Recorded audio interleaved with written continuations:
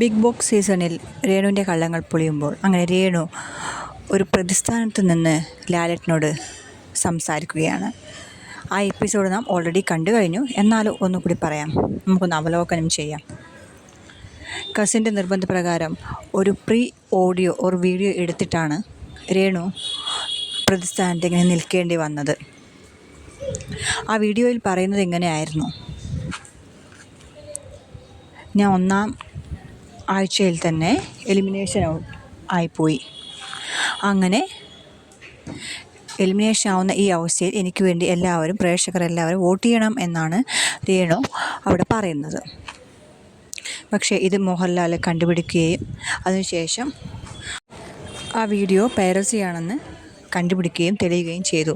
അതിനുശേഷം ഒരു ക്യാമറ കണ്ണിൽ നിന്ന് രേണു പറയുന്നത് നമുക്ക് കാണാം, കേൾക്കാം.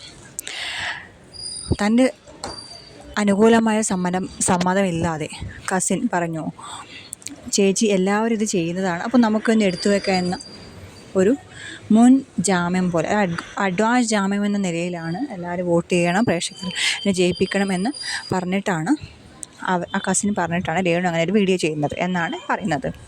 ഇനി ഇത്തരത്തിലുള്ള തെറ്റുകൾ ആവർത്തിക്കരുതെന്നും തൻ്റെ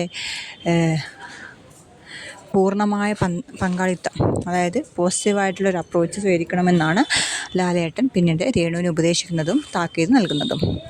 അപ്പോൾ രേണുവിൻ്റെ അടുത്ത കളികൾക്കായി നമുക്ക് കാതോർത്തിരിക്കാം. Thank you.